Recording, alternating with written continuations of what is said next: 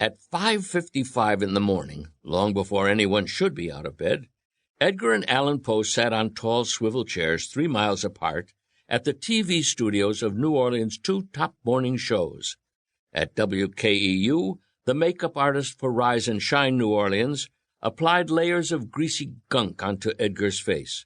Meanwhile, stagehands across town at the studios of WJRT's Wake Up New Orleans pinched and poked at Allan's back and shoulders to attach a battery pack and wireless microphone beneath his jacket.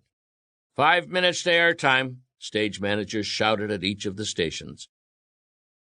Edgar and Allan watched from the wings as battalions of crew members in each studio put on wireless headsets and took positions behind cameras, lights, microphone booms, or control boards.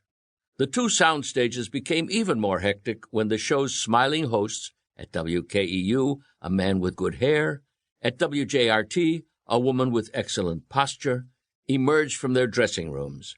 The hosts made their ways onto their similarly cheerful sets, where each was met like royalty by eager assistants. What a grandiose production, Edgar thought. Across town, in the other studio, Allan agreed with his brother. Grandiose is just the half of it, he observed. You'd think this was the opening ceremony of the Olympics, instead of just a show for people to watch while they eat their cornflakes.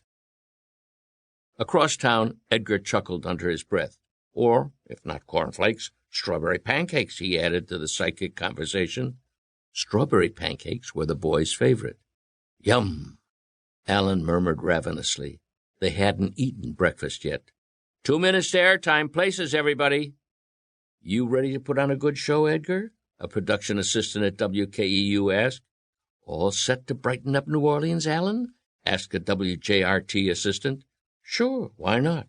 The boys answered identically and with perfect synchronization. Of course, no one knew this except the Poe twins, who remained in one another's minds at all times, even when they were physically apart. Yes, even for identical twins, Edgar and Allan were unusual. The boys' uncle and aunt, Jack and Judith Poe, who had remained back at the hotel to watch the broadcast, having bundled their nephews off when the limousines from the TV stations arrived, thought of them simply as clever boys with overactive imaginations and a taste for mischief. But that wasn't the whole story. The boys' friends back in Baltimore thought Edgar and Allan were not only the smartest and oddest pair in school, but also the most valuable when it came to livening things up with pranks. That wasn't the whole story either. Ironically, the most astute description of the boys might have come from Professor S. Pangborn Perry, their arch-nemesis. Professor Perry had been observing Edgar and Allan since they were born. First, he'd observed as a legitimate researcher, and then when the boys' parents forbade him from seeing them, as a spy tracking their every movement. Professor Perry knew this. Edgar and Allan Poe were so alike that not only was it impossible for others to tell them apart, but even the twins didn't see themselves as separate boys. One moment one was Edgar, the next he was Allan. Whatever one knew, the other also knew. Whatever one saw, the other saw, simultaneously. The boys could not explain how their 2 brains worked as one, or how such perfect coordination had come to be.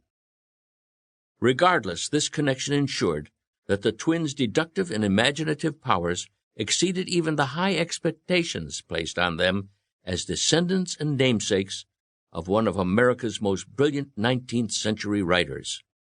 It also meant that Professor Perry, who theorized that their connection had something to do with quantum physics, wanted to kidnap them, killing one and keeping the other captive to use as a channel of communication from this world to the world of the dead.